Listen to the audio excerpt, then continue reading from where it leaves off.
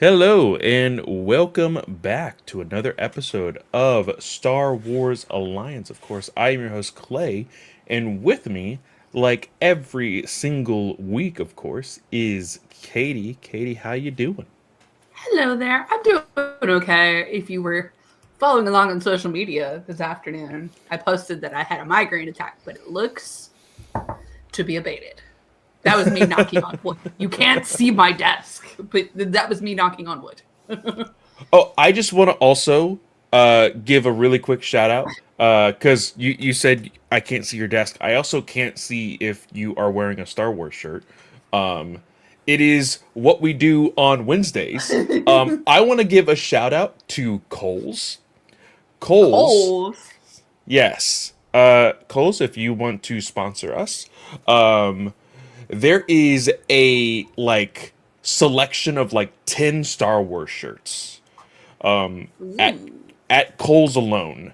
I actually got this one, and I donate plasma every single week. I told Abby I'm going to buy a new shirt every single time I donate plasma. They are only $15, Okay, that's so it not is bad. not a bad deal whatsoever. I really like this retro one, and actually Amber Lynn chose this one. So I really, really like it. But yeah, just want to give a shout out to Kohl's for having an awesome Star Wars selection for apparel. Not sponsored, but could be. Exactly. Not sponsored, but could be. Guys, this week we actually have some decent amount of news. Of course, there was New York Comic Con, and like we expected, there were some announcements. So we will be talking about those, as well as, of course, the release of the Star Wars Revenge of the Sith Deluxe Edition novelization. We are going to be talking about the annotations. We already did the review 2 weeks ago, so we're not going to do a review of the book. We're only going to be talking about the annotations. Katie outlined four specific categories in which we were going to be looking at these annotations. So I broke them down. Not all of them, because there's like over 170 of them. That's the other thing. We're gonna only be Yes. talking about some of our favorite ones. So yeah, there's a lot Y'all, I to. had probably like 60 bookmarks and I boiled it down to 22. Which we're Um, not going to, like Clay said, we're not talking verbatim every annotation, but there are some that I wanted to be able to flip through and go, yeah, that's the one I was referencing in my post it notes because Clay was more organized about this than I was this time. yeah, I actually have a full breakdown of the category, and then I wrote the chapter, and then the annotation that it corresponds to. I'll go ahead and say my Easter egg explanations are essentially all the same thing because I thought it was really cool something that he did in Mm-hmm. this book, and so I will talk about that when we get down to it. But let's go ahead and start off with. Well, first off, I also want to say, Katie mentioned social media. We do have the banner here up on the YouTube. Please find us on Blue Sky and on Instagram. If you find us on Instagram, you can also follow us on Threads. It's at Star Wars Alliance. Of course, there is no A in the word wars. It's very important. Don't forget it. But yeah, let's go ahead and jump into the New York Comic Con news. The big thing here is just the publishing. There was no big movie news or TV show stuff or anything like that. It was all publishing. So, where do you want to start?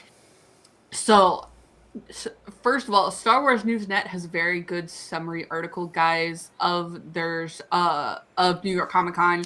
If you guys want to read all the summaries and everything about the things that we're going to be talking about.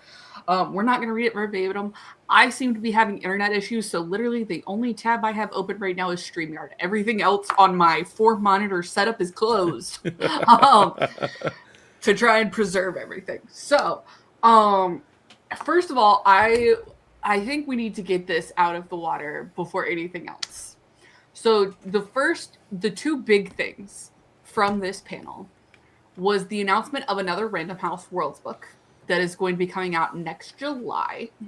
And it is entitled Star Wars Legacy. And it is about Rey and Leia's Jedi training experience between The Last Jedi and The Rise of Skywalker.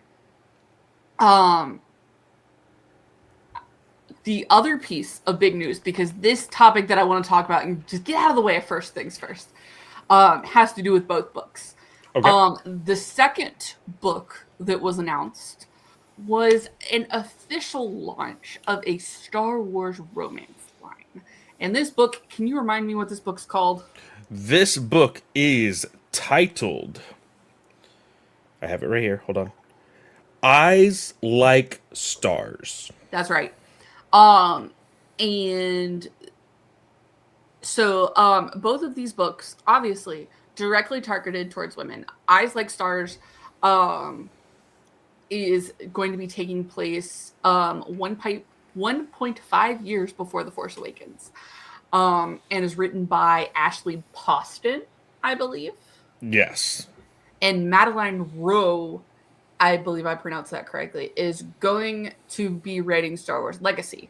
Both books seem to be coming out next July, summer time frame. So super cool for us. Clay and I say the romance book is written specifically for women. Obviously, Book Talk, very big into romance at the moment. So creating Star Wars romance, not out of the water considering how hyped up it is right now. What do you think about? So I have said this sentiment like 6 bajillion times since this announcement. I have found my way into different conversations on Instagram, on TikTok, and on Twitter. And mostly the vibe for this book, Shine Like Stars, or what was it called again? Eyes Like Stars. Eyes Like Stars, is overall positive. There is, the party poopers out there that are like, what in the romance? Blah, which is very stupid. But I saw this and I said, effing finally. Yep. We both and don't get me wrong. Like, I have given the romance genre a chance.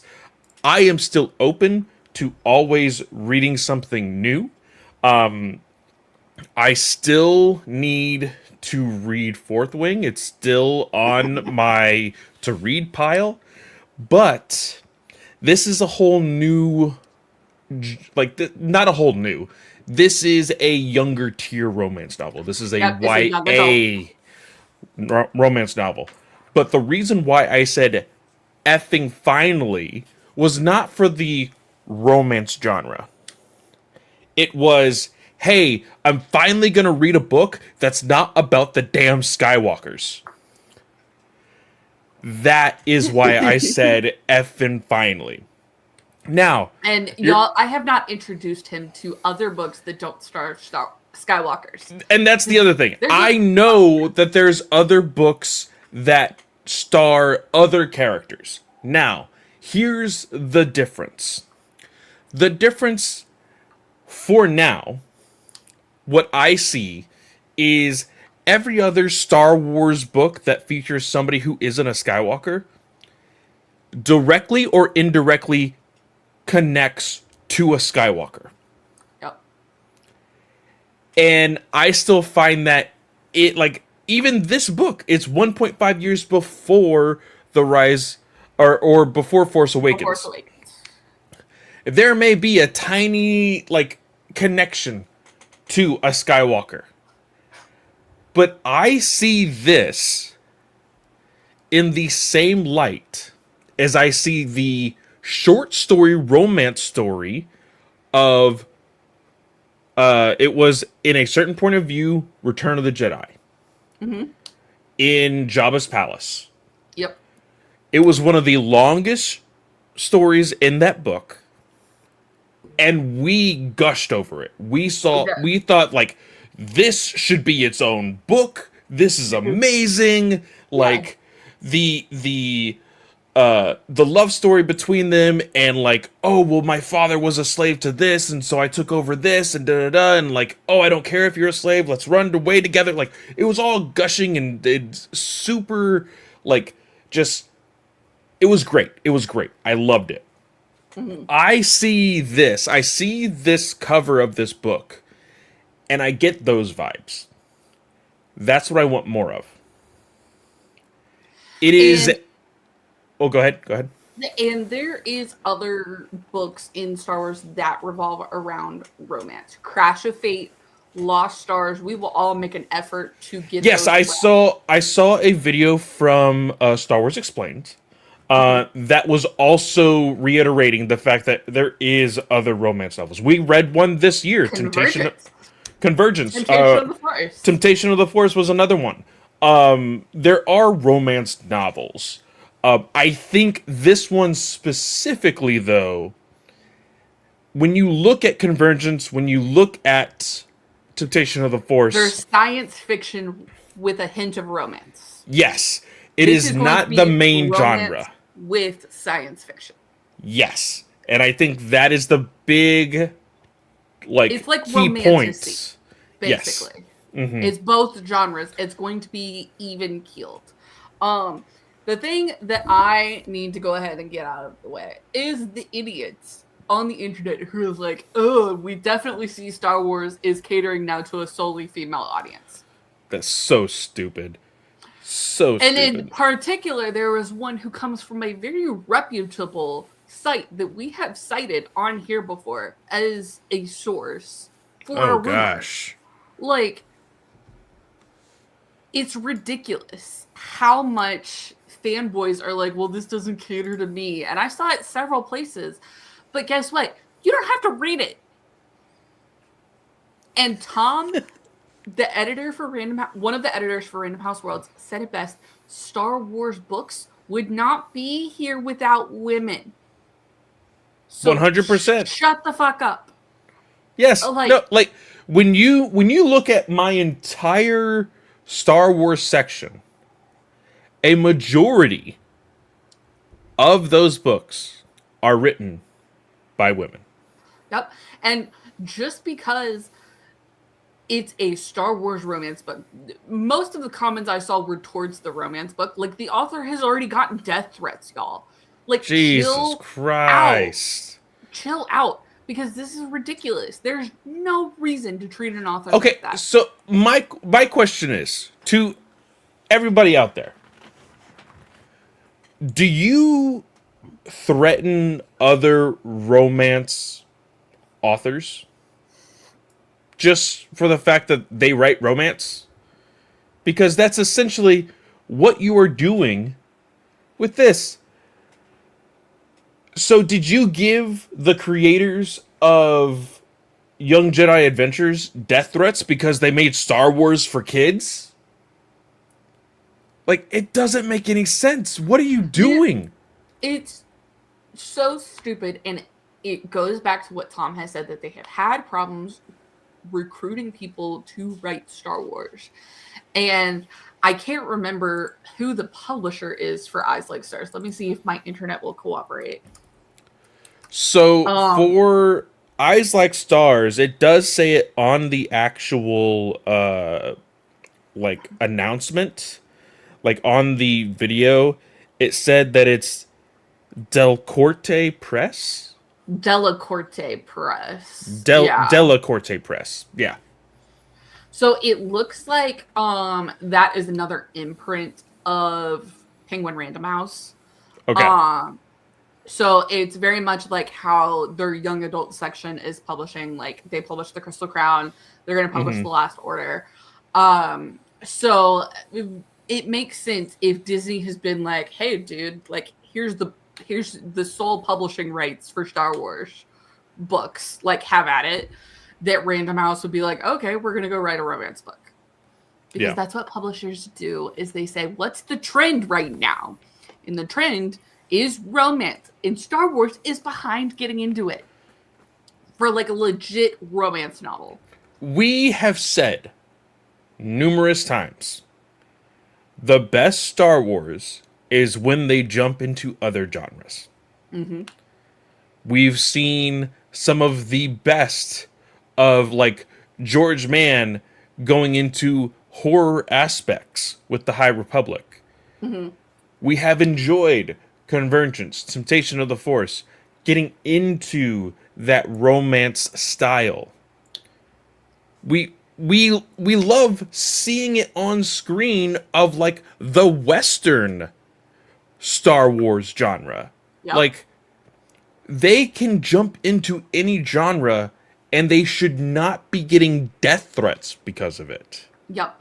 And this imprint of Random House Worlds is the oldest imprint at Random House Worlds.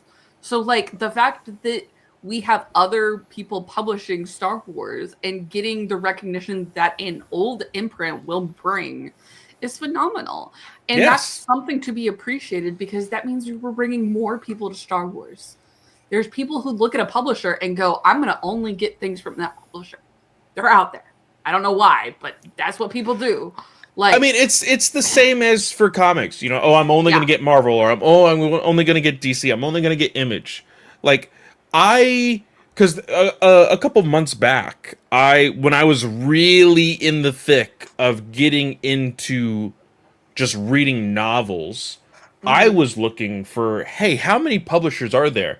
I was trying to see which publisher I would gravitate towards, just like I try to do with comics. I couldn't do it because there was such an overwhelming amount of publishers out there in the world right now. Yep. It's so beneficial to have a diverse media core, and we saw that with the High Republic. So bringing this into this makes sense. And so I'm so happy that Lucasfilm has kind of gone, I don't know if they've gone to Penguin Random House and gone like, look, we're closing down certain elements of publishing. We'd like to hand you guys the Star Wars book contract. Like, have at it, go wild. Or if Lucasfilm is like saying like, hey, we want this publisher to publish this. Like, I would like to be a fly on that wall when they made that decision. Yeah. Just to see if we can expect some of this in the future from other publishers, you know? Yeah. I'm so happy that it's coming. Like, this is super exciting for me. Like, it helps with the episode planning for next year, because now I know, okay, hey, we need to read Lost Stars, because you need your first exposure to a true Star Wars romance novel. Like, Lost Stars is phenomenal. So I'm really excited for us to dive into that next year. But the other book that was announced, because we kind of skimmed past it, but Star Wars Legacy. I'm super excited for this book. Like, I think Black Widow taught me a big lesson about, hey, just because you know how a character ends their story doesn't mean that you can't have fun with it along the way and fill in missing details. And I do think, because one of the biggest questions from The Rise of Skywalker was like, Rey and Leia interacted for 5 minutes. How did they become a relationship so much so that Rey goes, Leia was my master, I'm going to take on the family name of Skywalker? Yeah. Like, I think that's a big question. And so I'm so glad that this gets to be answered in such a way, and to also truly focus on repairing the Skywalker lightsaber. Like, I know everybody wants Rey to have her own lightsaber, and I do think this is a sign that we are going to see Rey in the sequel trilogy, people coming forth in other novels, other forms of media, and we're going to get that yellow lightsaber. But that Skywalker's lightsaber hilt is a very big part of the Skywalker saga legacy. And so I'm so excited to see that repair take place, get more into the ancient Jedi texts that Rey has. I think this is gonna be super special. The summary is out, guys, for both of these books. Like I said, go check out Star Wars Newsnet or the publishing. Like, they're already up on Amazon and stuff. So, yeah, but I'm super excited. What do you feel about this book? I am super excited about this book because somebody pointed out, and I'll actually show it here on screen via my phone. Somebody pointed out that Legacy has the exact same color scheme as Master and Apprentice. Now, we read Master and Apprentice right before or right after we read Padawan. I can't remember. After. It was after. I really enjoyed Master and Apprentice. I thought it was a very fun read. It brought a new light to the relationship between Obi-Wan and Qui-Gon. And if that book in any way inspired Legacy, I'm all in 100%. And yeah, I think it is very important to, now that we have been for the last 10 years in regards to like comic books as well, been filling in the gaps between movies, TV shows, and all of these other things, that we start touching up on these spaces of the most recent content that we've absorbed, which is the sequel trilogy. The fact that we do get Leia again, I am very excited about that. There was another person that was like, oh man, Filoni has all of this at his fingertips and he just throws it to publishing. It's a little bit of a dig. I somewhat agree, but I love books. We love books. We love reviewing these books on this show. So it doesn't hurt us. I can get the sentiment of people preferring TV shows, animation compared to books, but it's neither here or there. Yeah. I'm excited for this. No, sorry. Finish your thought. Well, there was also, somebody did bring up the fact that they thought it was kind of funny that this book being titled Legacy, while there is a ongoing book for comics right now called The Legacy of Vader. We get 2 legacy titles. Oh, I hadn't heard of that one. I had heard why are we reusing Star Wars Legacy from Cade Skywalker comics? Oh, yes. I had seen that one as well. But I as a positive, people were saying they thought it was cool that Kylo Ren is getting a legacy now. Rey is now also getting a legacy book as well. So yeah, very excited for it. Sorry. Husband is texting me about insurance problems. Oh no. But the panel did not stop there. The publishing did not stop there. Those are the only, I think, is it novels? Sorry, hang on. Sorry, before we move to comics, that was the only novels. That is correct. But in case people were curious as to what Madeline Rue and Ashley Poston, I think it's Poston, have published, Madeline Rue is best known for her blog turned novel Allison Hewitt is Trapped, which is a zombie fiction story. But recently, they have published What If Loki Was Worthy, a Loki and Valkyrie story. That book is great. Yes, I will just say that. I have gotten, I think, about 75% of the way through. I need to finish it, especially now.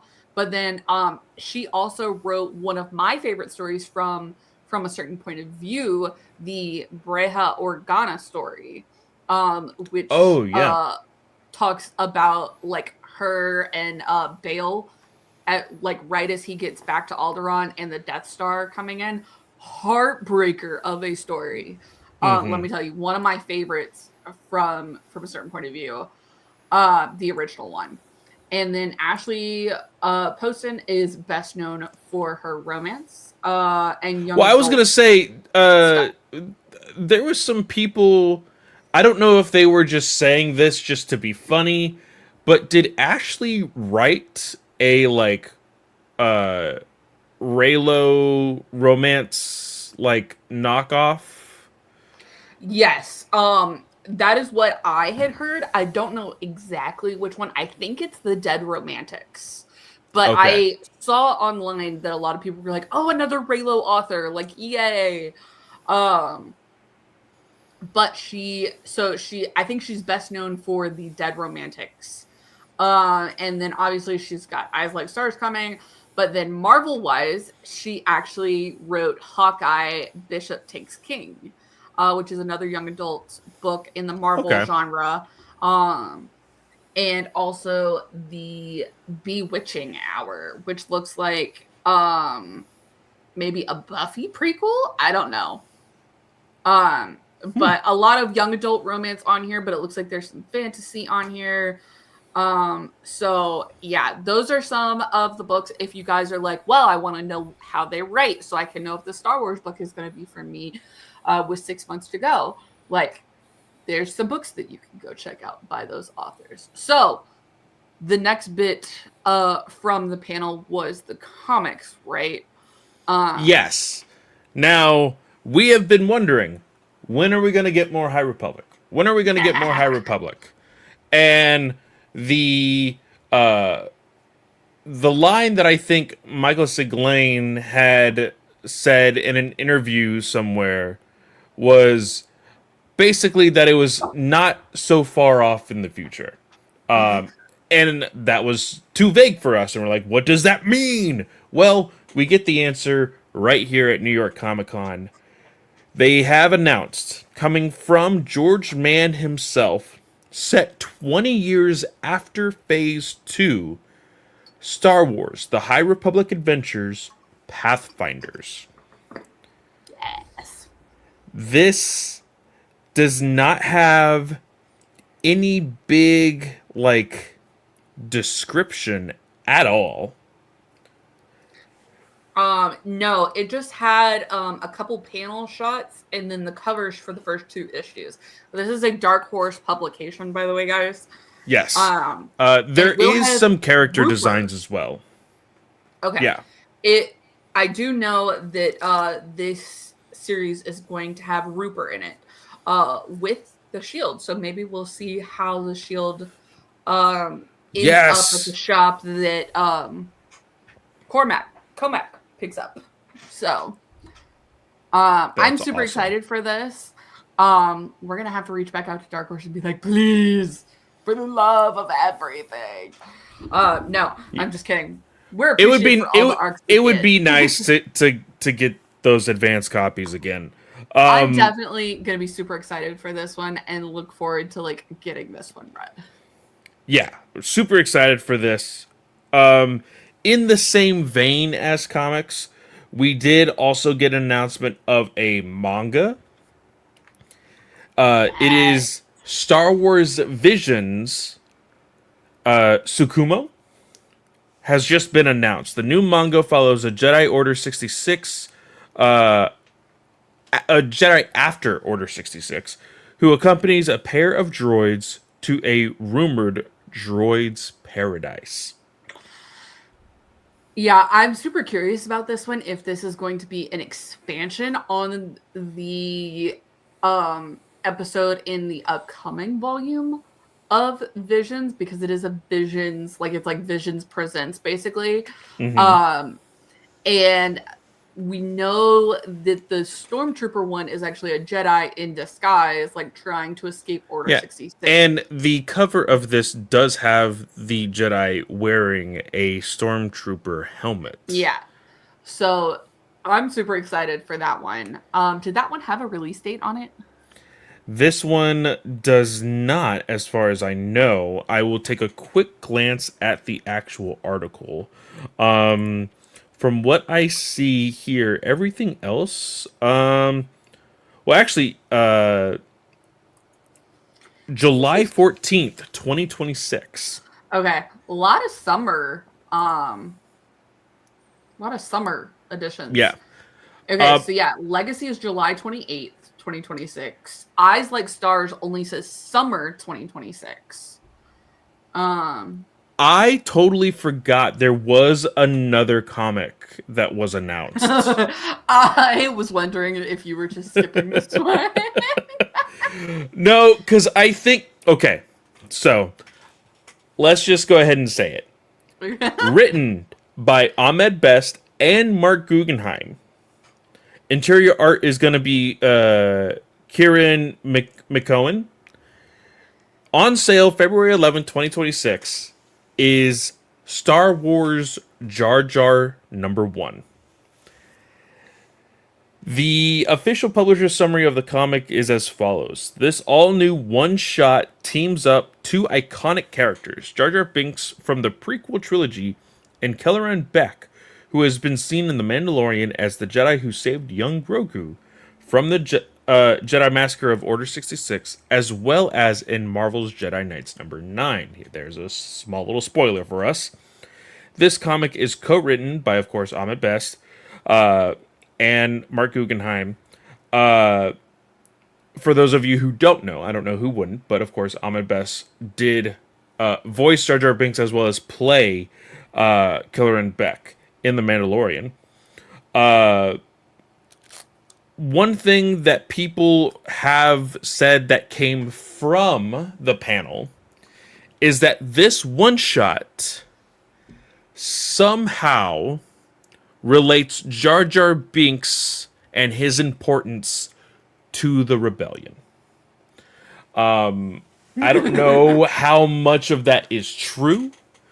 It would be interesting because I'm sure there has been plenty of people who have wondered what happened to Jar Jar after Revenge of the Sith. If you read Aftermath, you would know. Yes, which we did. We did We did. read Aftermath. So yeah, that was another comic that was announced at New York Comic Con. I didn't realize it was a one shot. Y'all, when this panel was dropping, I was actually at my grandma's house. And I had completely forgotten my phone. So I get back and I have like 17 text messages from a variety of people going, Katie, look at the book. So Clay texts me, he's like, look at the chat. I'm like, oh shit. Like Now, there are some other conversation pieces, news bits. One in particular, Snell shared with us in regards to, you actually shared with us on the Star Wars Alliance chat in regards to Ahsoka. But before we do, one thing that I did want to share with you guys, because I saw that it still has a couple days to go.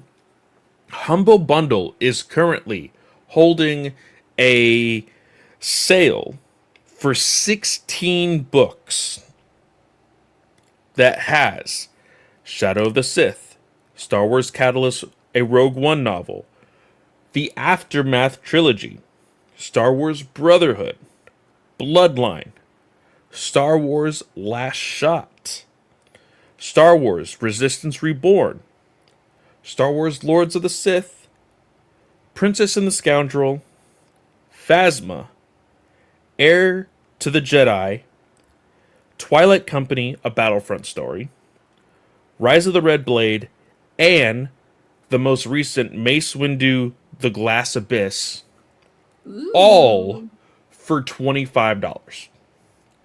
So, you can get 16 books for as little as $25. With some of those books being very recent, that is a very good price. So if you guys do like digital books, I highly recommend that you guys take this offer. There's some books in here that I haven't even read. So, very, very cool. I'm a very big fan of Humble Bundle. So, I think that if some of y'all can take up that, then y'all should. Yeah, you might want to get that because we're definitely reading Resistance Reborn next year. So, and there's some other ones in there that you haven't read, so you might as well just go ahead and get it. And I actually don't have some of these physically, so I Yeah, wouldn't mind just owning the digital. And I do have the physical of some of these, but I would be okay with having them digitally. So, yeah, for sure. No, and sorry guys. So one last thing from the panel. I didn't realize that Star Wars did pick up on the crochet trend, and they have a crochet book. So I might have to pick this up when this comes out next April. But it's the Mandalorian crochet where you get to make like the figurines and stuff. They're called amigurumi. Um, but that's just because I crochet, guys. I have a butt ton of yarn. Um, so that one could be fun.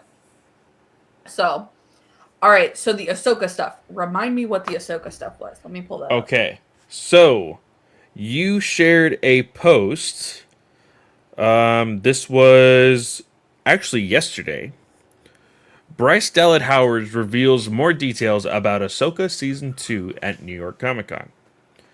The runtime of the episodes will range between 45 to 60 minutes. She also said to improve color design and cinematography, a cinematographer from Rogue One has been brought on board. It is unclear if this is Greg Fraser or another person involved in cinematography. Post-production has started and will last 1 full year, is the other big point here, as well as the possible release date being November of 2026. It is unclear that there will be a season 3. You and Travis had a very quick back and forth on the release date. Katie, why don't you share us your thoughts about the So November 26th release date?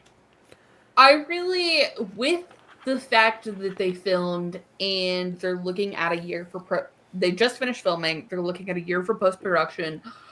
A release date of November 2026 makes sense within that time frame.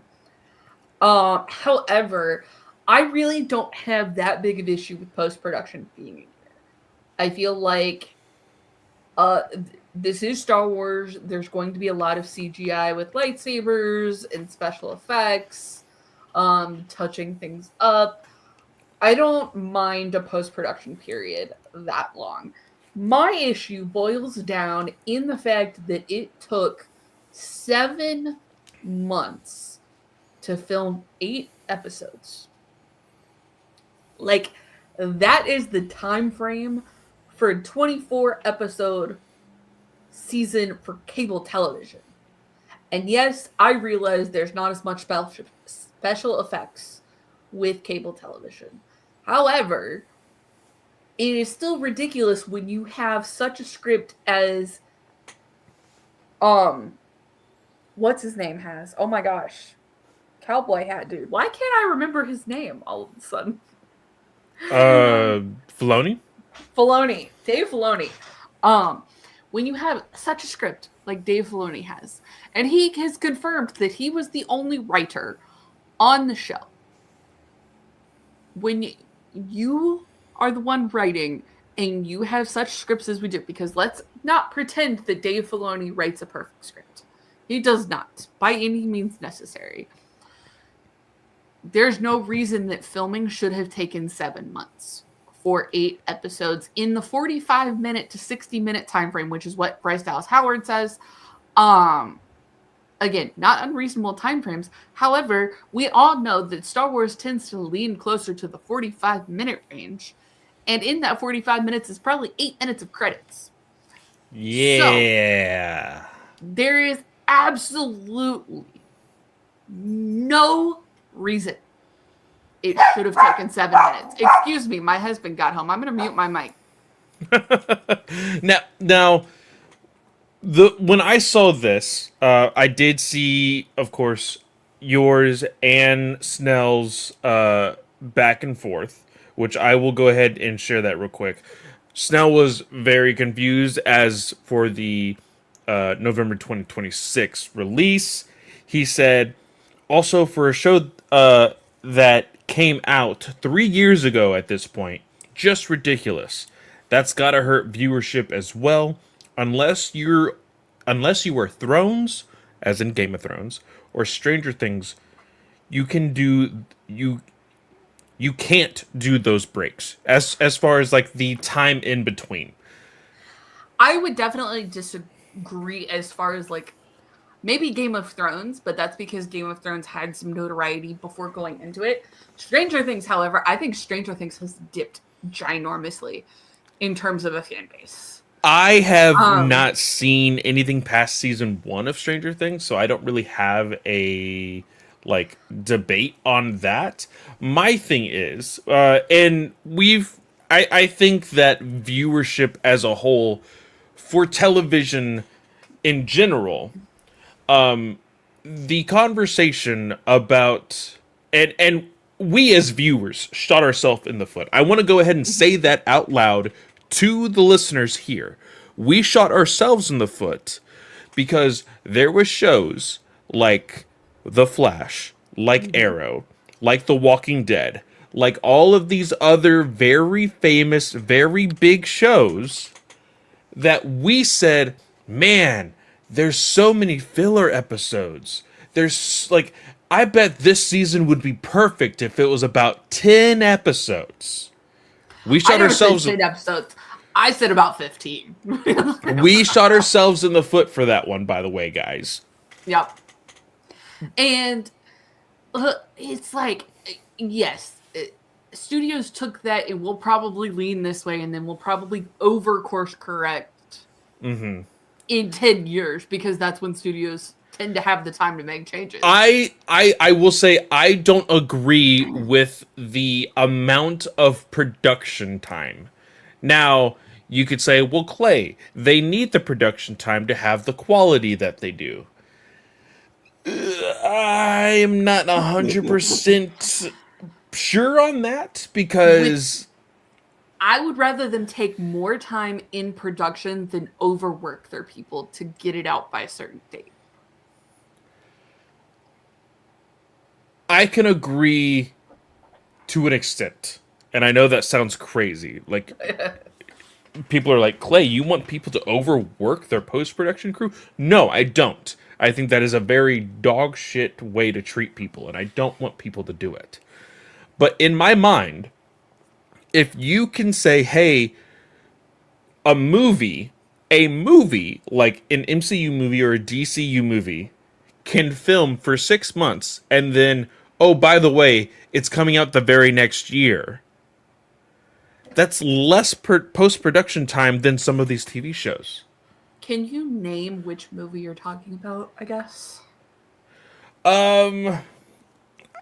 Because to me, I've always known that Marvel has a year of post-production time. Like, I've always accounted for a year of post-production time for any movie. Why do I feel like... Okay, so when does Brand New Day come out? It's in July, right? Yes. Okay. It says 2026 July, okay? That's still filming. But that's also Sony. It's not Marvel. Oh, no, it doesn't matter. I'm saying movies in general, not necessarily just superhero movies. But, like, I'm not saying just MCU or just DC. I'm saying any movie. For the fact that you can do a filming and post-production in... That is going to be... Compared to now, because nothing has... Well, I guess, like, certain aspects. I think certain aspects of Brand New Day have already completed their production. So, I'm kind of, like... toting the line a little bit, but it's still less than a year. Well, you look at Superman. I feel like Superman was a well-produced movie and like was top to bottom very nicely done. Probably filmed in about 4 months, I would say. I can't find a filming time frame. but it finished filming July 2024 and came out July 2025. Okay, yeah. And so I feel like that's a realistic time frame. Odyssey, for instance, Christopher Nolan, my gold standard of filmmaking. A year and a half of post-production, basically. Has that finished filming? Let me look. I'm pretty sure it has. Okay. Because like I don't know, I just for TV shows, I think that there is a possibility to still have good quality with less than a year of post-production. So I can agree to a certain extent. So the Odyssey finished filming in August 2025, coming out July 2026. Basically a year. And it filmed for 6 months. Okay. So yeah, in total, production is going to be a year and a half. Yeah. So I can agree to a certain extent, but I also think when we see a movie, yes, there's a realistic certain time frame because a movie tends to make its money back a little bit more efficiently than a TV show does. A TV show, I feel like, depends on a lot of toys and ads and everything, so you never know how much a TV show is really going to make back. Movies, you kind of have a better idea of how things are going to make, how much they're going to make back and everything. But a year for a movie, which is typically, let's say, 2 hours. You're talking about a TV show, let's say 8 episodes at 45 minutes a piece. How long is that? That's 4 hours? How many episodes? 45 episodes. 45 minutes for 8 episodes. That's 6 hours. 6 hours. I don't know where I got 4. Sorry guys, my brain's not working. So 6 hours versus 2 hours. I don't really necessarily consider a year's production time. Now, okay, but you also have to get into the debate of like, oh, well, you know, people film a lot more than they need because they also have extended cuts and things like that. So, like, I'm sure the filming is somewhat around the same. It's just the degree of editing. Correct. Yeah. And, like, the hope is that you go into a TV show and you know exactly what you're doing with maybe a few course corrections here or there. I think Superman, we saw a very good time frame because James Gunn knew exactly what he was filming and he didn't deviate from the script. Yes, that's true.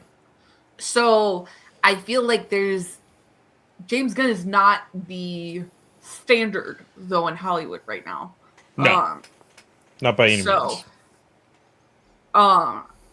So I don't mind the year's production time. I mind the 7 months of filming. Okay. Which you can say is wild considering the example that I just put with production time in movies and 2 hours and everything. But especially when you're known to use the volume. That is also something. Now... Well, I think that the volume needed to be used, quote unquote, needed to be used because of the amount of the assumed Easter eggs and cameos and things like that. They're going to be taking place in this season of Ahsoka. Yeah. Right. It's not necessarily a bad thing, but most of the time I feel like with movies is scheduling filming in live locations. Yeah. And figuring out how to get people there and everything. When you're filming at one location for 7 months and you just have a soundstage. Yeah, it should be decently, you know, quote unquote, easy. I'm not saying it's easy, guys. I'm just saying, like, hey, in retrospect, it should be easier than filming on site. Yeah, and like, and don't get me wrong, like, I count things like stunt training and everything as like more pre-production.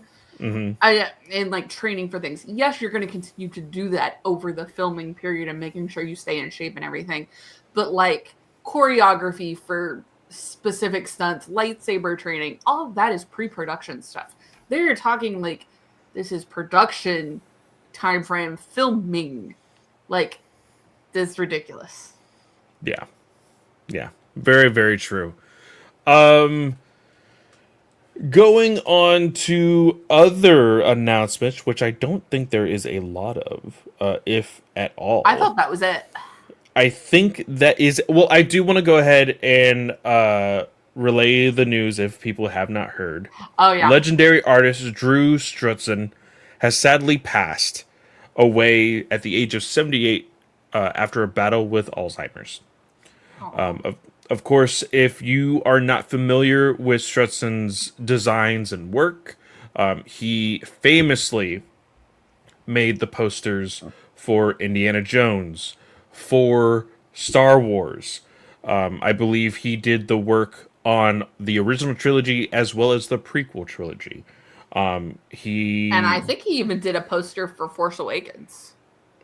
I'll have to see. I haven't seen anybody post it yet, but one of my all-time favorites of his is Hook.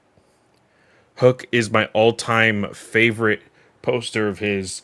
Gone way too soon. Of course, he did work on Back to the Future as well.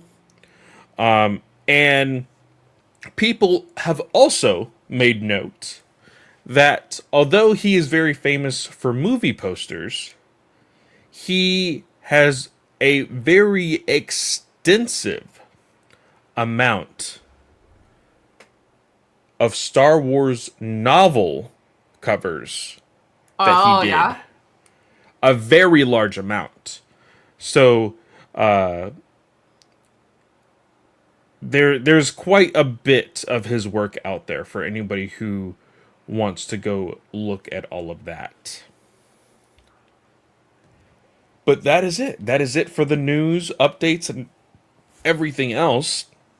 Let's go ahead and move towards our main topic, which of course is the Revenge of the Sith novelization deluxe edition.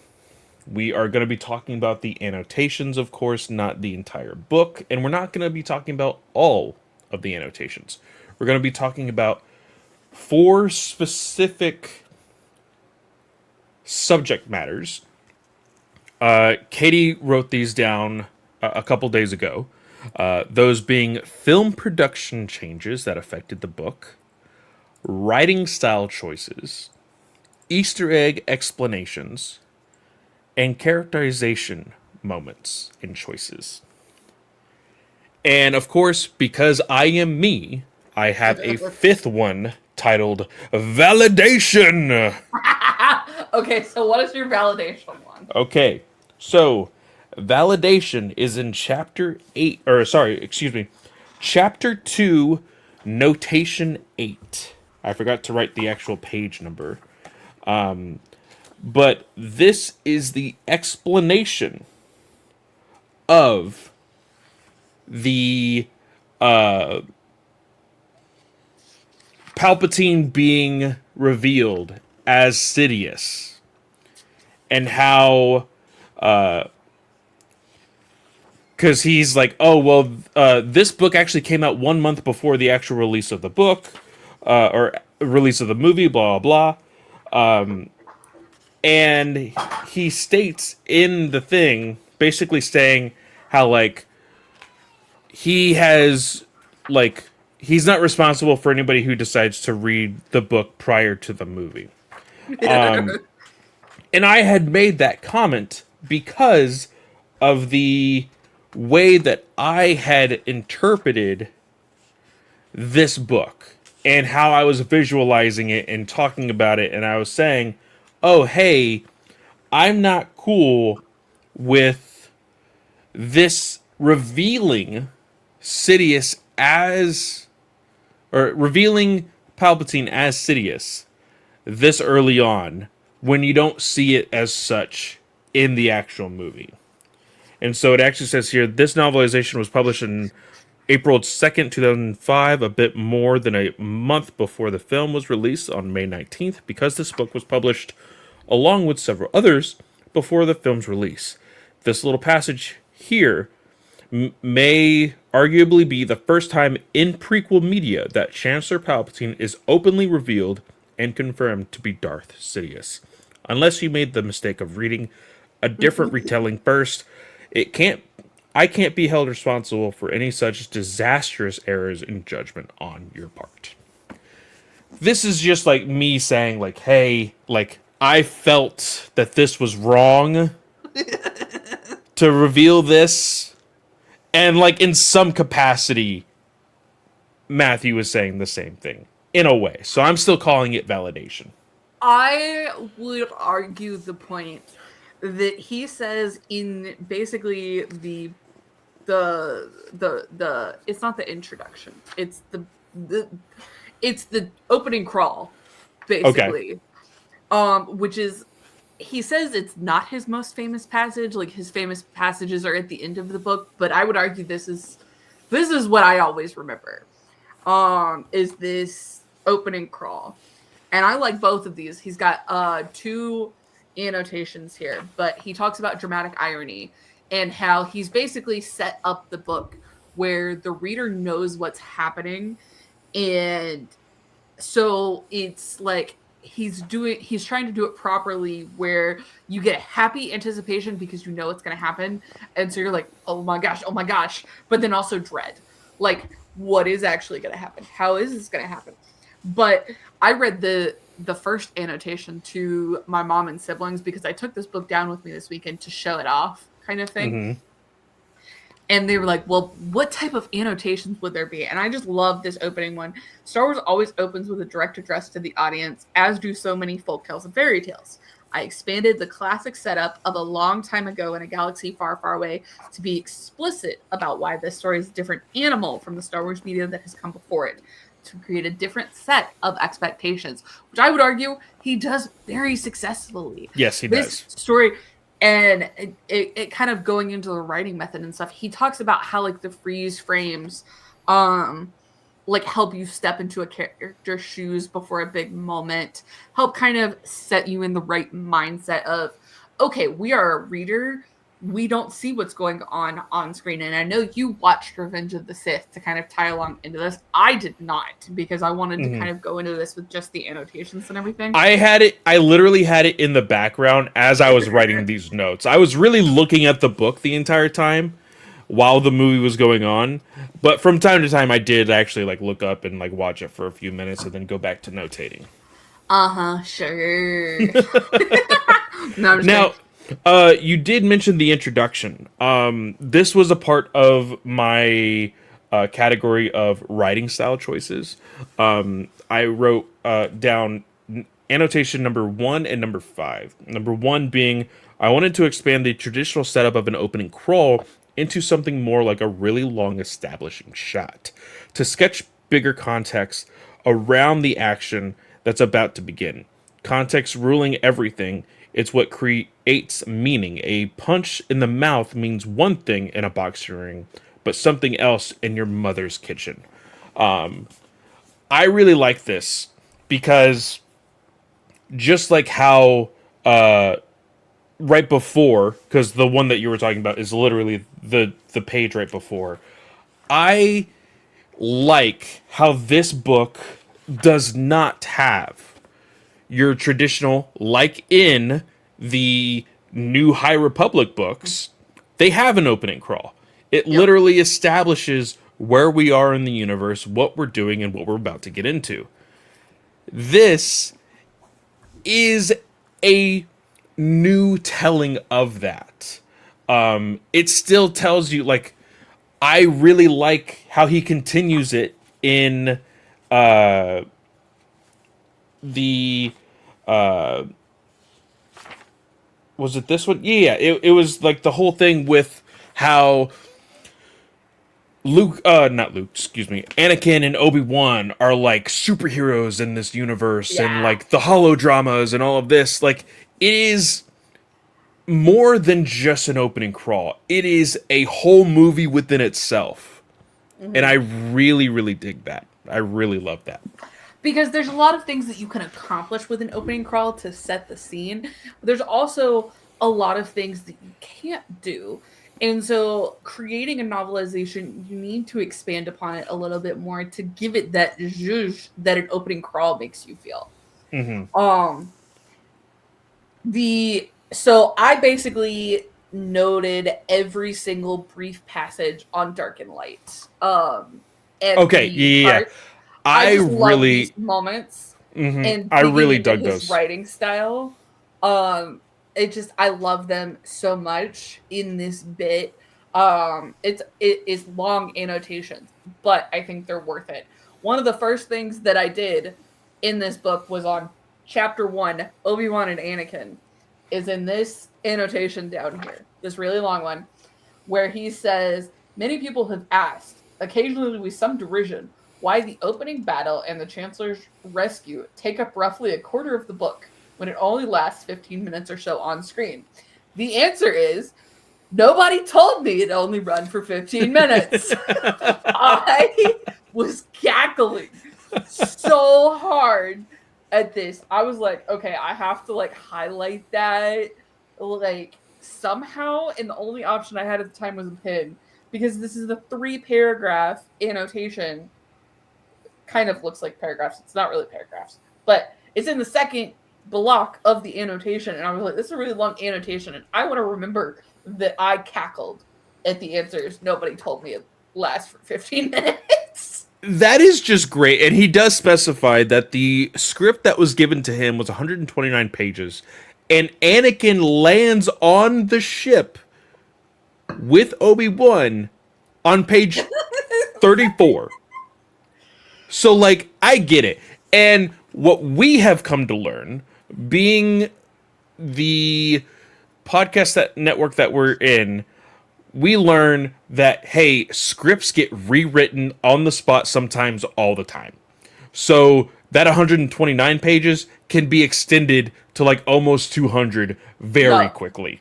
So and he talks about basically he got a script, but then afterwards he would get like basically stills from the movie, so as not to spoil anything particular, like let it leak, but then it would have like a few lines of dialogue, or hey, he's doing this at this moment, and that's all he would get afterwards. yeah, So like there was, it. and I have seen recently, and I say recently, in the past 2 days, a lot of people have been really stuck on the annotation of Obi-Wan and Grievous.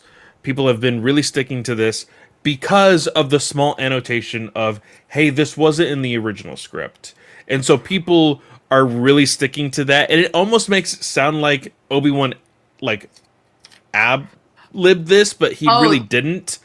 Like the so uncivilized? Yeah, the so uncivilized line wasn't ad-libbed. It was just added to the script later. And it was a revision that was given to Matthew when he submitted like one of his drafts or whatever. So And I thought that was pretty neat too.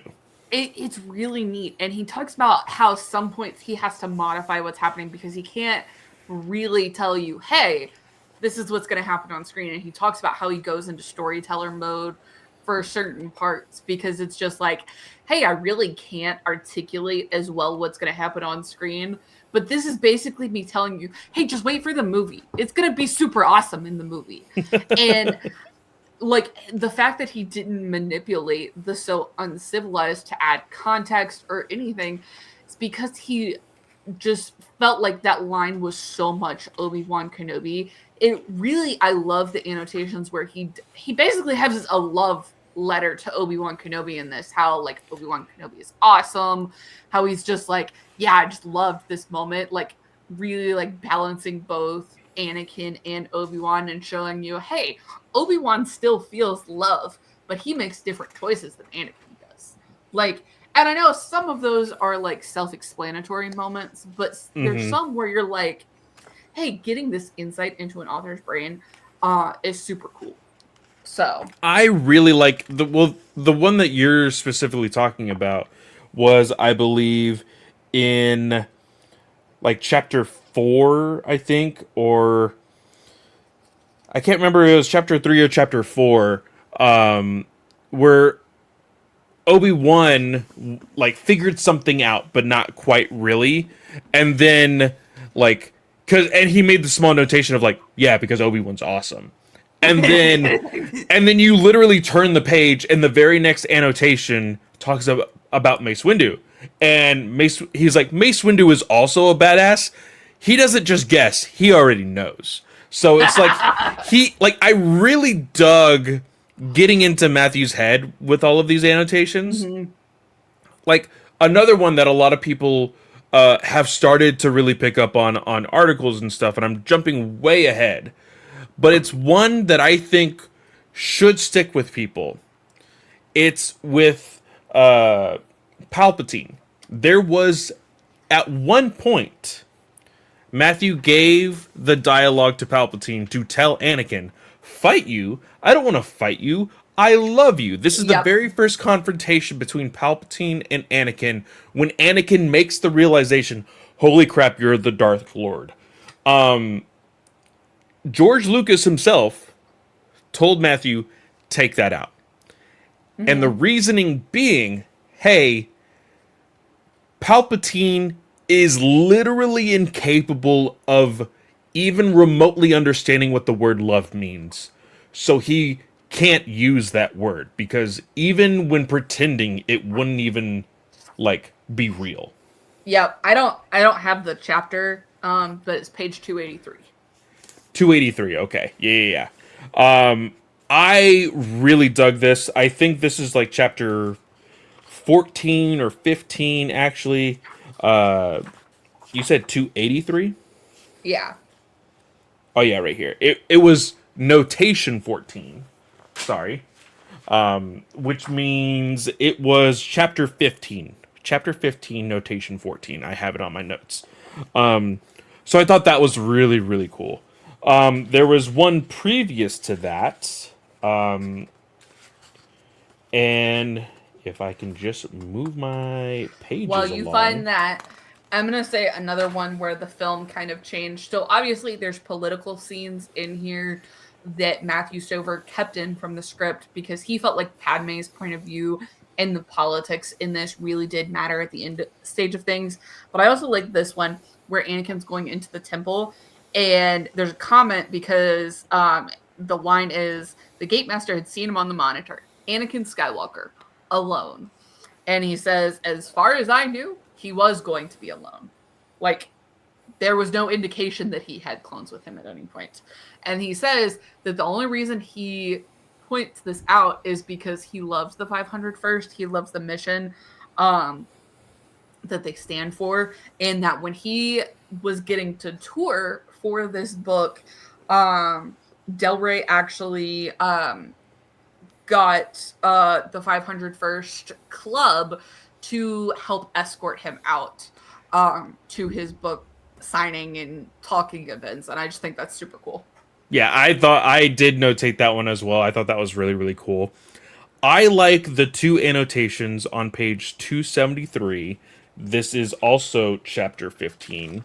I'll talk about the first one first. It is an Easter egg. Because this is one I needed to talk about too. I'm on 271. He says, my ex-wife, a lifelong equestrian, has forgiven me for many things, but she still tempted me for making her care about Boga. Okay, continue. Yes, I laughed at that one. Notation number 5 on chapter 15, 273 is the page number. This Easter egg, of course, not from Star Wars novel, it's from the movie A New Hope. It's supposed to flip the Easter egg discovery from, hey, I got that one, to, oh, crap, I got that one. Yeah. I really dug this one. It's one of those that you, like, again, have to really think about. It says, it's a point of, like, in the perspective of Obi-Wan Kenobi, and when he kills Grievous, he is like, oh wow, I might die in this situation. Mm-hmm. And he always thought, well, if I'm gonna die, I always thought Anakin was gonna be there with me.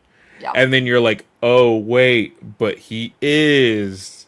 So I thought that one was a really nice, like, Matthew has a lot of these, like you had said in the beginning of this review, like dramatic irony, and he's a really funny guy. So he you could really hear his voice in these annotations, which I really Mm-hmm. like. But this one, as somebody who studied a little bit of film in some college courses of mine, I really like annotation number 6. Annotation number 6 is from when Anakin is in Palpatine's office, and he's looking at some random sculpture, and it says here, the Supreme Chancellor of the Republic sat at the small desk in his private office, staring distractedly at an abstract twist of Naranium. neuranium that Anakin had always assumed was supposed to be some kind of sculpture, and merely sighed as though he had matters of much greater importance on his mind. The notation says this line is what is known in showbiz as Chekhov's gun, which is not a Star Trek reference.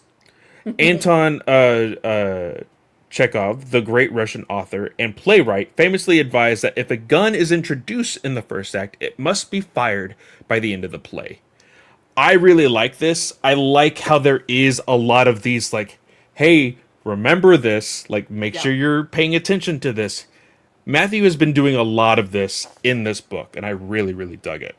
Yeah, because like, and that statue comes back to play because he uses that to kind of, his lightsaber's basically been hidden in that statue for 20 years. Yeah. Like, super cool. I love that chapter, by the way. It's like really awesome.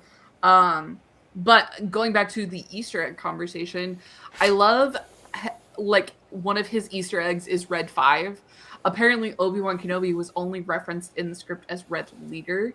So Matthew Stover just decided, hey, I'm going to give Anakin Red 5 because that's Luke Skywalker's call sign in A New Hope.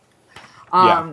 So I really dug that because I didn't even catch that on the first read through, like when we were reviewing it and stuff. But then the other thing that I really love that Stover does is when he's utilizing stuff from Star Wars Legends books, he gives credit to those on the page. That was my second notation where I wrote in the book because I was like, I really need to remember this, and I didn't have any post-its. I was like, I just love that because there's so much special about Star Wars Legends, and a lot of times people can go, oh, but like Timothy Zahn with Heir to the Empire. Oh, but Matthew Stover with Revenge of the Sith. People forget that yes, Timothy Zahn started it, but Timothy Zahn also continued with other pieces from other novels. And Matthew Stover didn't write this book until there was 20 years or 10 years of Star Wars Legends. So Yeah, so one of my notations, and I actually started to do this with all of them. There was one in chapter 1, but I just stopped on the one on chapter 2. It's notation 5. The Padawan material is lifted from Sean Stewart's excellent Clone Wars novel, Yoda Dark Rendezvous. His rendering of Dooku as a teenager sociopath was tremendously influential on how I wrote the adult Dooku in this book. yep, that's the one I wrote on. So I literally notated every single book that he mentions in this book as a reminder, hey, you should probably pick these books up to better expand the knowledge of this book. Yep. And I think that is just really, really cool. And he does explain, like, hey, this may be like extended universe material, and technically this is extended universe, it's not canon, but at the time you're placing this inside of a canon novelization, So you can almost say like, hey, this is somewhat canon, which extends to, hey, I am now bringing those books into canon, Yep, which I do really, really like. for sure. Um, I love how the annotations about Palpatine um make it very explicit in the manipulation tactics. Like a lot of people go, "Hey, but how could Anakin really fall for this other than his love for Padme?" Palpatine is an excellent liar, as all politicians are, cough cough. And I love how Matthew Stover calls some of the lines out from the political campaigns of when he was writing this, but then also just, hey, recognize anything? So, I again, irony as a highlight. But I love how he's like, hey, ever wondered how somebody could tell you most of the truth but also lie at the same time? Because this is what it is right here. Um, and digging into like Palpatine as a viewpoint and kind of going, hey, chapter 17 is really and truly his only viewpoint because Palpatine is a mythical being, basically. And so, in order to do that, he chose to write him in very specific ways where you don't actually know what's going on in Palpatine's head. And chapter 17 is the part where the Jedi come in and try to arrest him. And Stover wanted you to know, hey, but this is how Palpatine manipulates the Senate, manipulates the public by starting a recording, how he gets a lightsaber, because I've always wondered that. And so getting to reread that chapter, I think my mom took that out the first time, was awesome seeing his lightsaber come out of the statue.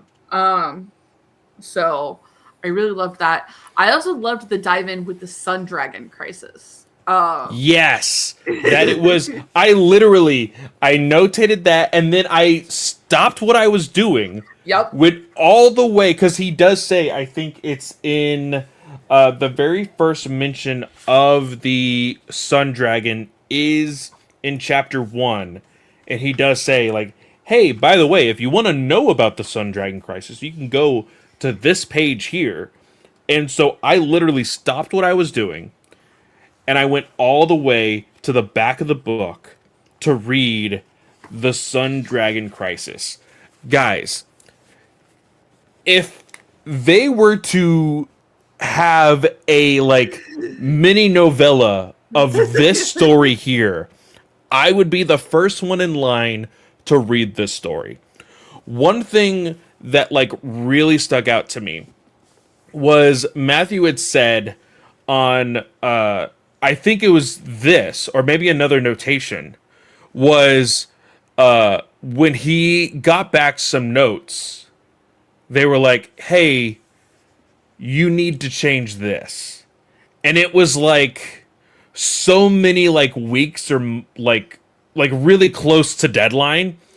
Mm-hmm. And he's like, you mother effers, are you freaking kidding me? Like, and just yelling down this dude's throat, saying how unrealistic it is to change it and make something up in the time that he needs to have this all finished. And the dude was just like completely calm and was like, you can figure it out. You can do it. I trust you. Blah, blah, blah. I love this inside story of the Sun Dragon crisis. And he says he told the representative, Mr. Rothman, he was like, you expect me to what? Get struck by lightning in the middle of the night. So I wake up with some magic idea out of nowhere to fix everything. You think crap happens like that in real life? And then he said he went out drinking, which I love that he's just honest. He's like, I didn't know what I was going to do. Like, unprintables. That was the other thing I laughed at in this. And he said at 9:30 the following morning, he had compiled everything he needed for the revisions and said, hi, sorry about blowing up last night. Anyway, do you remember me shouting on the call about shit that never actually happens in real life? Well, funny thing. It's a funny story. I love this because it's just it's great how things end up working out, Yeah. And I really do like how, like, in the beginning of this, he was like, the dragon.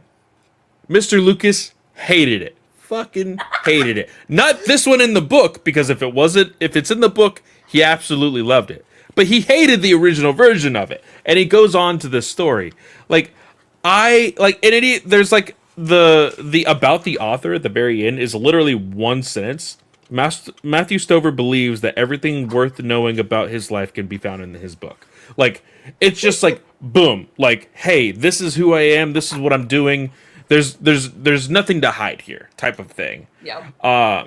And especially in a deluxe edition where he's literally laying everything out for us. I love it. I think that's awesome. Yeah. And I love that because, like, while everybody loves a good metaphor, and that's what he was using a sun dragon for, was to showcase how Anakin's rage was growing.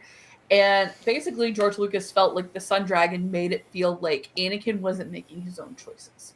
So then he turned around, and the lightning bolt that struck him in the middle of the night was the emphasis on why Anakin was tagged the hero with no fear. And how he changed it was by going the dramatic irony route. And I think if there had been metaphors in this, I don't think it would have hit us hard. The dramatic irony is what makes this book. Yeah. Point blank. And like, honestly, he does mention, like, hey, I put the dramatic irony throughout the book. It's not just in one spot for you to hopefully get. It's literally there every turn. So that way, by the end, you're like, oh, okay. Yep. And I dig it. I really, really love it. I'm trying to think if there was something else in my notes here. I do have one notation, chapter 10, notation 8. Do you have anything that you want to add? I think that was it. Like, I noted the 22 places, but also, guys, I'm not going to read you every annotation word for word, like we have talked about. You said chapter 10, annotation. Yes, number 8. This, excuse me. The category was film production changes. This one was, I'm trying to remember which. The scene with Yoda where he goes Anakin and Yoda talking about like in the movie we see them discussing like the vague thoughts of him losing a loved one type thing. Yep. And it was not in the original script, but it was something that came in later. So, just he outlines everything, and I dig like getting a little bit on the inside, and I don't know if there's any more novelizations that go this hard as far as like getting a deluxe edition with annotations and everything else like that. But like I might want more. Like I like just to get on the inside of like what Lucasfilm is like today, Yeah.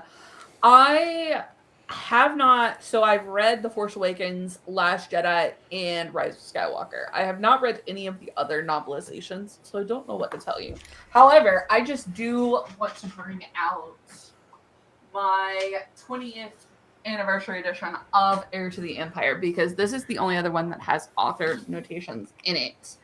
And you can actually see here, like, the annotations are on the side instead of at the bottom. That's what I was expecting here. I was too. But